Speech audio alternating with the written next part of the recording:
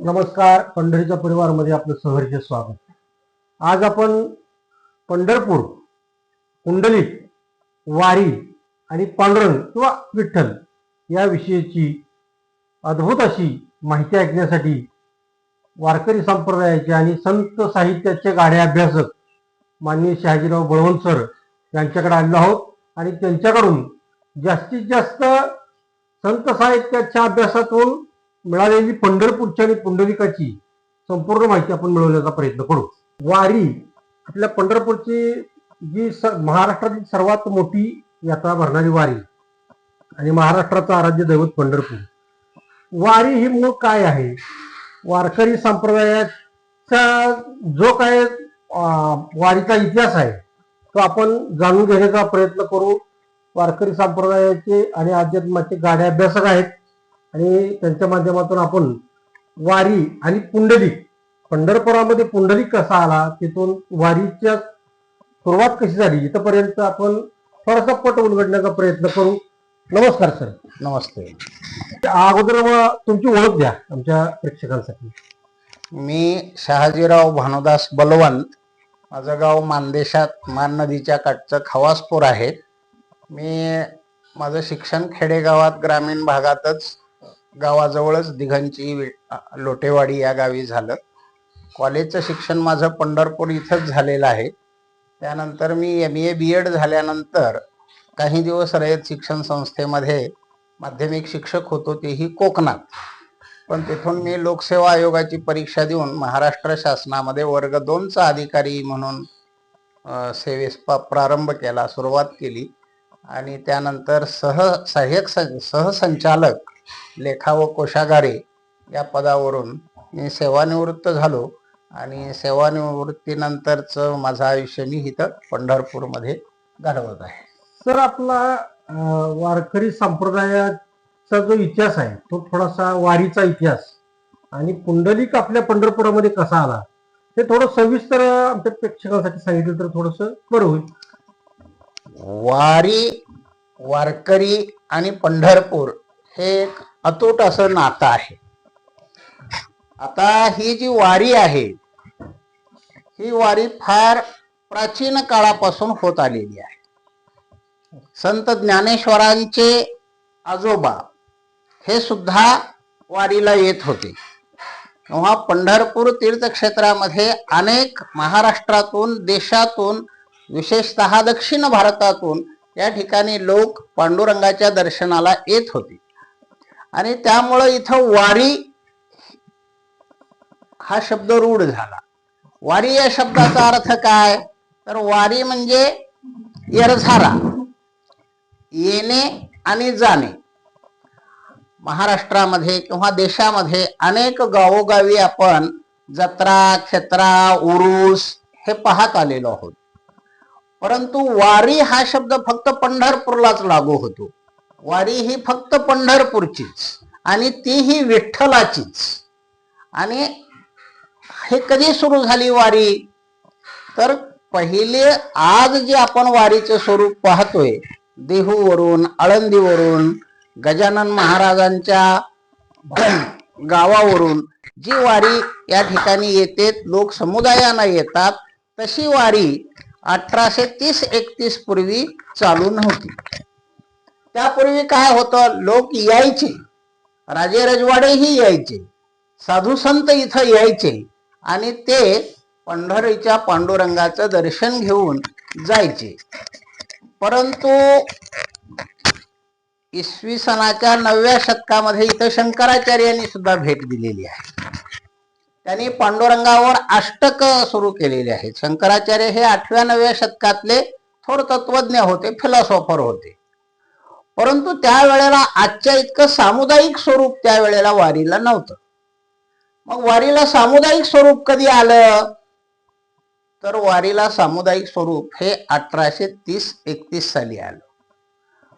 परंतु त्याच्याही पूर्वी संत तुकाराम महाराजांचे सर्वात धाकटे चिरंजीव, की जे संत शिरोमणी होते, अध्यात्माचे तेही पण गाढे अभ्यासक होते, ते नारायण महाराज यांनी 1885 साली ही वारी सुरू केली.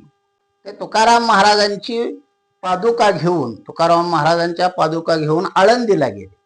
आळंदीला त्याने संत ज्ञानेश्वर महाराजांच्या पादुका घेतल्या आणि ह्या दोन्ही पादुका एकाच पालखीत ठेवल्या आणि आळंदीवरून ते पंढरपूरला शयन एकादशी, जी आषाढीची शयन एकादशी आपण म्हणतो, त्या एकादशीला ते पंढरपुरामध्ये आले.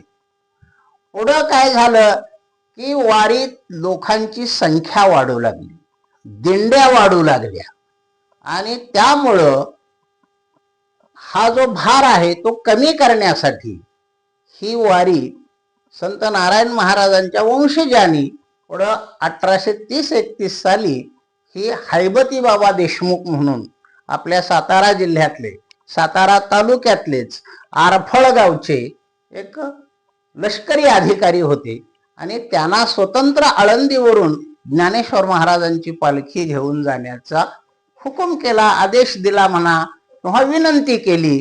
आणि त्यामुळं वाऱ्या दोन झाल्या, दिंड्या दोन झाल्या. एक देहूवरून निघणारी संत तुकाराम महाराजांची पालखी आणि आळंदीवरून निघणारी संत ज्ञानेश्वरांची पालखी, अशा दोन दिंड्या झाल्या. दोन्ही दिंड्यांचे मार्ग भिन्न आहेत. दोन्ही दिंड्या वेगवेगळ्या ठिकाणाहून येतात आणि वेगवेगळ्या ठिकाणी त्यांचे कार्यक्रम होतात, पण दोन्ही दिंड्यांचं जे एकत्रीकरण आहे, मिलन आहे, ते आपल्या वेळापूर सारख्या गावामध्ये जवळ होतं आणि तिथून ते एकत्र दिंडीचा धावा हा जो कार्यक्रम आहे ते तिथून वाखरीला येतात.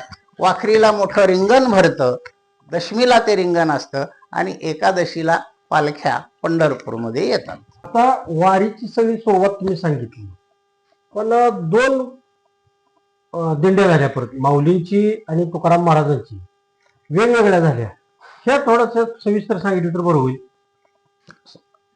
आता असं आहे, आरफळचे जे हैबती बाबा किंवा हैबतराव देशमुख असं त्यांचं नाव होतं आणि त्यावेळेला ब्रिटिशांची राजवट इथं होती आणि ब्रिटिशांच्या राजवटीत शिंदे सरकारांच्या लष्करामध्ये हे अधिकारी होते. व सैन्यातून सेवानिवृत्त झाल्यानंतर ते आपल्या गावी जायला निघाले. त्यांच्याबरोबर काही मंडळी पण होती, काही लोक होते आणि काही लोक, आणि त्यावेळेला वाहनांची फार मोठी सोय नसल्यामुळं ते चालत चाललेले होते आणि चालत जाताना त्यावेळेला वाटमाऱ्या होत असत, चोऱ्या होत असत, लोकांना आडवाआडवी होत असे. तर महाराष्ट्रामध्ये पुणे जिल्ह्यामध्ये भिल्लांची एक टोळी होती. ह्या भिल्लाच्या टोळीने काय केलं, आरफळच्या हैबती बाबांना अडवलं. अडवल्यानंतर काय केलं, त्यांना एका गुहेत कोंडलं, कोंडून ठेवलं आणि त्या गुहेवर एक भला मोठा दगडच ठेवला. परंतु हैबती बाबांची संत तुकाराम महाराज आणि संत ज्ञानेश्वर महाराज यांच्यावर मोठी श्रद्धा होती, विठ्ठलावरही त्यांची भक्ती होती आणि त्यांना संत तुकारामांचे संपूर्ण अभंग पाठ होते, ज्ञानेश्वर महाराजांचे अभंग पाठ होते.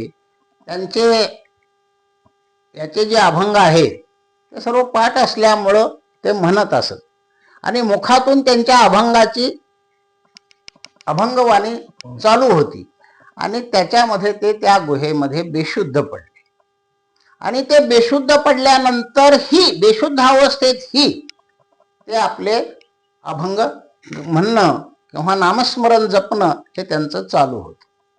पण चमत्कार घडल्यासारखी एक घटना अशी घडली की त्या भिल्लाचा जो त्या टोळीचा प्रमुख होता त्याची पत्नी बाळंत झाली आणि त्याला एक गोंडस छान गोजीरवाणं असं एक बाळ झालं आणि त्या भिल्लाला खूप मोठा आनंद झाला आणि त्या आनंदाच्या आवेगात, त्या आनंदाच्या भरत्यात त्यानं काय केलं तर हैबती बाबांना त्या गुहेतून सोडून द्यायचं असा त्यानं निर्णय घेतला, असा त्यानं बेत आखला आणि मग तो गेला त्या गुहेजवळ.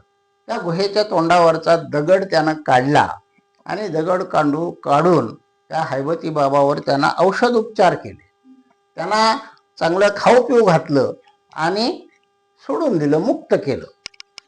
हैबती बाबाने ठरवलं की बाबा आता आपण आरफळला जायचंच नाही. आपण आता फक्त आळंदीला जायचं, देवाच्या नामस्मरणामध्ये, कथा कीर्तनामध्ये, अभंग गाण्यामध्येच आपलं उर्वरित आयुष्य हे विरक्तपणे संन्यस्त म्हणून जगायचं, असं त्यांनी आपल्या मनाशी ठरवलं आणि ते आळंदीला गेले. आळंदीला जाऊन तिथं ते रमले आणि पुढं ज्या वेळेला देहूकरांना असं वाटलं की आपल्या वारीमध्ये खूप लोक येत आहेत, तर या लोकांचं संपूर्ण लवाजमा आपल्याला हे मॅनेज करणं किंवा त्याची व्यवस्था लावणं आपल्यासाठी अवघड होऊन बसतंय. ह्याचा विचार करून त्यांनी या हैबती बाबाला विनंती केली की तुम्ही एक स्वतंत्र दिंडी आळंदीवरून काढा आणि आम्ही देहूवरून स्वतंत्र दिंडी काढू. त्यामुळं लोकांचं विभाजन होईल आणि मार्ग भिन्न झाल्यामुळं लोकांची सोयही होईल. आणि या कारणास्तव त्यांनी आता हा गडी सैनिकी ह्याच्यातला, सैनिकी पेशातला आणि ग्वाल्हेरचे जे शिंदे सरकार होते त्यांच्या सैन्यात काम केलेला, यानं विचार केला की अंकलीला शितोडे नावाचे एक सरदार होते आणि त्यांची तिथं जहागिरी होती. परंतु तो शितोडे आणि हे हैबती बाबा हे ग्वाल्हेरच्या शिंदे सरकारांच्या पदरी एकत्र नोकरी करत होते, म्हणून दोघांची ओळख होती. आणि म्हणून ह्या पालखीसाठी त्याने काही देणगी स्वरूपामध्ये शितोडे सरकारांकडे मागणी केली. शितोडे सरकारने पालखीसाठी लवाजमा दिला, हत्ती दिले, घोडे दिले, जरीपटका दिला आणि असा त्यांनी लवाजमासहित त्या पालखीचा बंदोबस्त केला आणि त्याला एक लष्करी शिस्त दिली.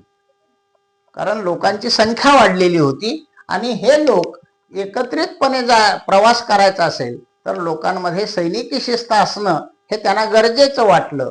आणि म्हणून त्यांनी त्या पालखीचा मार्ग स्वतंत्र केला. आळंदीची जी पालखी आहे ती आपल्याला अशी दिसते की आळंदीवरून पुण्याला येते, पुण्यावरून ती दिवे घाटात जाते आणि दिवे घाटातून सासवड, जेजुरी, वाल्हे, नेरा, लोणंद, तरडगाव, फलटण आणि नातेपुते, माळशिरस, वेळापूर मार्गे ती आपल्या पंढरपूरला येते. संत तुकाराम महाराजांची पालखी ही देहू ते पुणे आणि पुण्यामध्ये ह्या दोन्ही पालख्यांचं एकत्रीकरण होतं, पुन्हा विभक्त होतात आणि मग हे हडपसर मार्गे, चौफुला मार्गे, बारामती, इंदापूर, अकलूज आणि मग वेळापूर या ठिकाणी जाते आणि तिथून पंढरपूरकडे प्रस्थान करते. आता या वारीचं स्वरूप म्हणजे सांगितलं, पण ही पूर्वी वारी कधीपासून सुरू झाली काय ते सांग. पंढरपूरची वारी किंवा पंढरपुरामध्ये लोकांनी वारीसाठी यावं असा किती काळापासून हे चालू आहे वारीचं? पण आपल्याला जे उल्लेख मिळतात ही वारी पूर्वांपार होती. म्हणजे इथं जे भक्तगण, साधू संत, मोठे मोठे विचारवंत पंढरपूरला निंबाळकाचार्य इथं येऊन गेले. शंकराचार्यांनी पंढरपूरला भेट दिलेली. शंकराचार्यांचा कालावधी हा 8व्या-9व्या शतकातला आहे आणि त्या निंबाळकाचार्य हे ह्या वारीचं स्वरूप जे 1830च्या ही अगोदर ते आलेले आहे. आणि त्यामुळं ज्ञानेश्वर महाराजांचे आजोबा यांचं घराणंही वारकरी संप्रदायातलं होतं, तेही पंढरपूरला येत असत. संत तुकाराम महाराजांचे पहिले जे वंशज होते ते सुद्धा पंढरपूरच्या पांडुरंगाचे भक्त होते. ते सुद्धा देहूवरून पायी चालत पंढरपूरला येत असत. म्हणजे वारीची प्रथा जुनी आहे. आणि ती कधी आहे? जेव्हा विठ्ठल मूर्ती अस्तित्वात आली, जेव्हा पंढरपूर अस्तित्वात आलं आणि जेव्हा याला तीर्थाटनाचा दर्जा काही राजाने दिला, विठ्ठलाच्या मंदिराचं, विठ्ठल मूर्तीचं ज्या वेळेला राजे लोक पूजा करू लागले त्यावेळेपासून आणि तर साधू संत येऊ लागल्यापासून ही पंढरपूरची वारी होत असे. आता आपण जे पहिलं पाहिलं त्यामध्ये सामुदायिकरित्या आज जी वारी भरती तिचं स्वरूप मी तुम्हाला सांगितलेलं आहे. आता जी वारी आहे आणि पूर्वीची वारीचं स्वरूप बदललंय असं वाटतंय का? काय फरक जाणवतो? स्वरूप खूपच बदललंय. म्हणजे वारीला येणाऱ्यांच्या संख्येमध्ये भरमसाठ वाढ झालेली आहे, मोठ्या प्रमाणात लोकसंख्या वाढलेली आहे आणि त्यामुळे लोक वाढलेले आहेत. आणि पहिली जी वारी होती म्हणजे जवळजवळ मी इयत्ता 9वीत असताना पंढरपूरला पायी चालत आलेलो आहे, देहूवरून आलेलो आहे. मी असे 3 वाऱ्या स्वतः पायी चालत केलेल्या आहेत. 2 देहूवरून केल्या आणि 1 आळंदीवरून केल्या. परंतु मी पहिले इयत्ता 9वीत असल्यावर 1969-70 सालची ती गोष्ट असावी. त्यावेळेला लोक इतक्या प्रमाणात मोठ्या प्रमाणात मध्ये नव्हते आणि त्यावेळेला लोककलावंतांचा भरणा वारीमध्ये जास्त होता. आणि ज्या गावामध्ये वारीचा मुक्काम असेल त्या गावचे संपूर्ण लोक त्यामध्ये सामील व्हायचे आणि वारीतले लोक सामील व्हायचे. आज जे लाखांचा जनसमुदाय दिसतोय तेवढा त्या काळामध्ये नव्हता. परंतु त्यांची पिण्याच्या पाण्याची सोय शासनामार्फत होत असे, त्यांच्या जेवणा खाण्याची सोय गावोगावचे गावकरी लोक करत असत. ते पिठलं भाकरीपासून पुरणपोळी, शिरापुरी, लाडू, जिलेबी इत्यादी जे आहे ते आजही आहे आणि तेव्हाही होतं. पण त्यावेळेला लोकांचा फार मोठा भक्तिभाव पांडुरंगाच्या प्रती दिसून येत होता की भक्तीसाठी, चांगलं ऐकण्यासाठी, चांगलं घेण्यासाठी लोकांची तळमळ असायची. आणि त्या ठिकाणी काहीही गैरप्रकार म्हणजे गवशे लोक जे होते, हौशे लोक जे होते त्यांचं प्रमाण अतिशय अल्प होतं. जे खरं त्या वेळेला जे वारीला येत असत ते पंढरपूरच्या पांडुरंगाचे भक्तच होते. आता वारीचं स्वरूप तुम्ही सांगितलं किंवा संख्या वाढत गेली, पण भक्तीमध्ये सुद्धा लोकांचा फरक झाला असं जाणवतं का? कारण येणारा प्रामाणिकपणे पंढरीच्या वारीशी येणारा वारकरी आणि काहीतरी उद्देशानं लाभानं येणारा त्यात मिसळणारा वर्ग याचा कुठंतरी वाढ झाली असं जाणवतं का? म्हणजे आपण साधारणतः काय म्हणतो, वारीपेक्षा ते बिशी गोळा करणं किंवा अनेक कीर्तनकार असतील, दिंडी चालक असतील, ते अनेक वेगवेगळ्या मार्गाने व्यवसाय म्हणून, उद्योग म्हणून काही लोक बघतात असं कधी जाणवतं का? हा, त्यावेळेचे जे वारीमध्ये कथाकार, कीर्तनकार जे होते ते केवळ पोटार्थी होते. म्हणजे आपला वारीमध्ये जाऊन भक्ती साध्य होती आणि आपलं पोट भरतंय किंवा भरण्यापुरतच ते त्याचा उपयोग करत असत.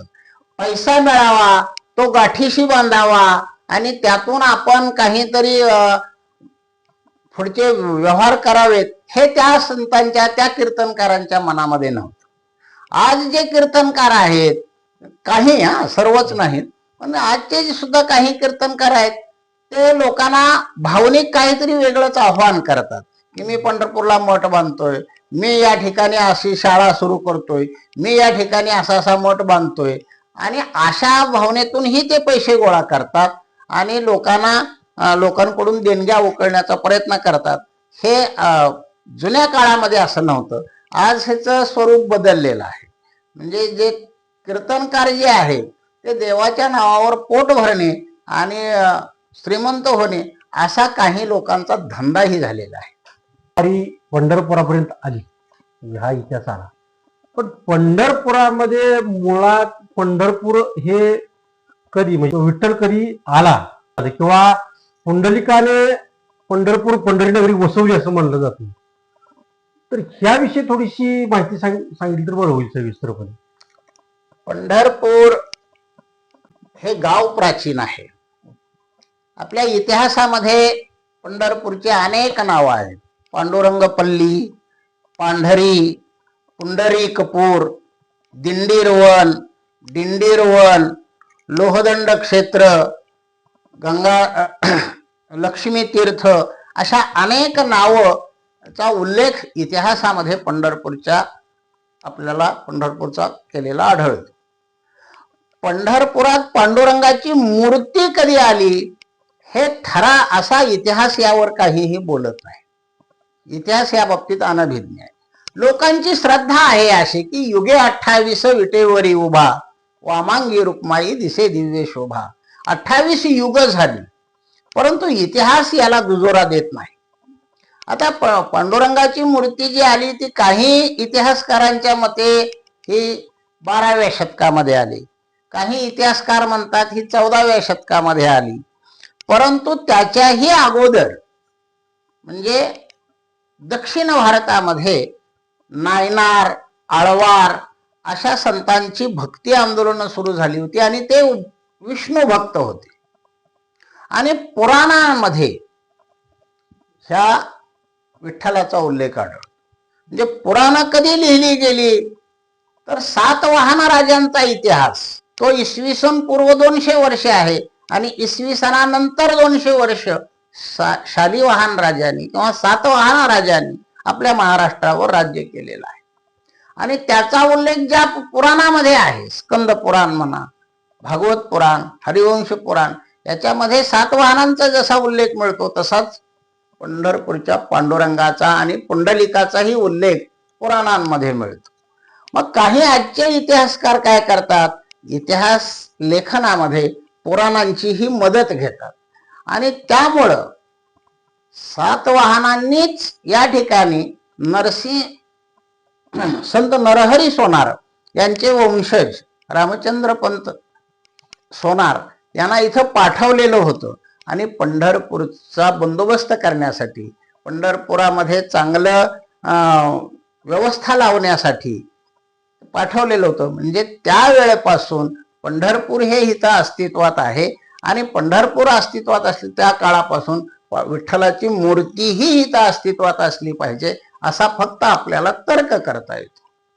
विजयनगर साम्राज्यामध्ये विजयनगरच्या राजाने आपल्यातली हंपीला विठ्ठल मूर्ती नेली होती आणि भामदास महाराजांनी ती परत आणली असा एक वारकरी संप्रदायामध्ये उल्लेख आढळतो किंवा सर्वश्रुत आहे. तर ते थोडस म्हणजे भक्ती करून आणली, कोणी म्हणतं ते, कोणी म्हणतं ते सरदार होती लढाई करून आणली. तर त्यावरती काय थोडस भाष्य करावं. संत भानुदास म्हणजे संत एकनाथ महाराजांचे आजोबा, हा कालावधी हा संत ज्ञानेश्वर 12व्या शतकातलाच आहे. जेव्हा महाराष्ट्रामध्ये यादव होतं, यादव घराणं राज्य करत होतं देवगिरीवर, त्याच्या थोडासा अगोदरचा काळ म्हणजे विजयनगरचं किंवा हंपीचं हिंदूंचं साम्राज्य, ते तुंगभद्रेच्या काठी आहे. आजही आपण जर हंपीला गेलो किंवा विजयनगरला गेलो तर तिथं विठ्ठलाचं मंदिर आहे, परंतु त्या मंदिरामध्ये मूर्ती नाही. परंतु आपल्या पंढरपुरात असणारी जी मूर्ती आहे त्या मूर्ती सारखीच मूर्ती तिथल्या विठ्ठल मूर्तीच्या दरवाजावर आहे, विठ्ठल मंदिराच्या दरवाजावर आहे. त्या मूर्तीत साम्य आहे. आणि कथा अशी सांगितली जाते की तिथल्या राजानं, कृष्णदेवानं पंढरपूरची मूर्तीच आपल्या पूजेसाठी किंवा आपण तिथे एक भक्ती केंद्र स्थापन करतोय म्हणून इथून ते घेऊन गेले. आणि त्या काळात पंढरपूरच्या मंदिरामध्ये मूर्ती नव्हती.